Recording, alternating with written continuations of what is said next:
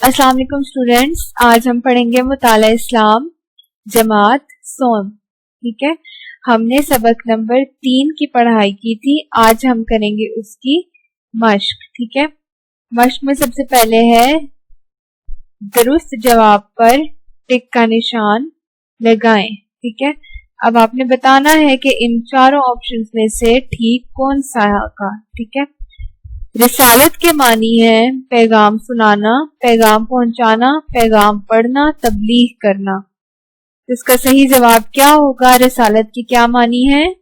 پیغام پہنچانا. کیا معنی ہے رسالت کے؟ پیغام پہنچانا. آگے ہے دنیا میں نبی تشریف لائے 1,30,000، 1,25,000، 1,26,000، 1,24,000. اس کا جواب کیا ہوگا؟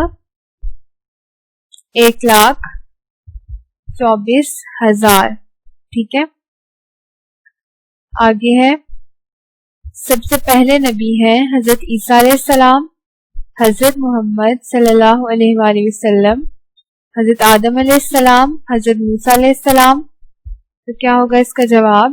سب سے پہلے نبی حضرت آدم علیہ السلام ہے. ٹھیک ہے، آگے ہے تورات نازل ہوئی حضرت داؤد علیہ السلام پر، حضرت موسیٰ علیہ السلام پر، حضرت عیسیٰ علیہ السلام پر، حضرت محمد صلی اللہ علیہ وآلہ وسلم پر. کس نبی پر تورات نازل ہوئی؟ حضرت موسیٰ علیہ السلام پر.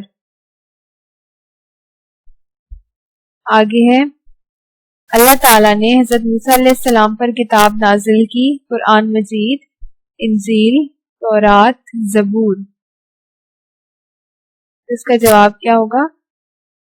تورات. ٹھیک ہے، آگے ہے خالی جگہ پر کریں. خالی جگہ پر کریں.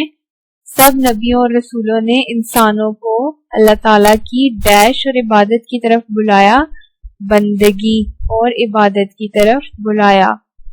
نبیوں اور رسولوں نے انسان کو ایک دوسرے پر ڈیش اور زیادتی کرنے سے منع کیا. ظلم اور زیادتی کرنے سے انسان کی اہم ضرورت پوری کرنے کے لیے اللہ تعالیٰ نے اپنے ڈیش بندے بھیجے، پاک اور مقدس بندے بھیجے.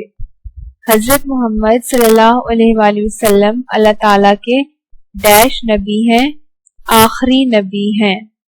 حضرت محمد صلی اللہ علیہ وسلم کی زندگی بہترین ڈیش ہے، بہترین نمونہ ہے.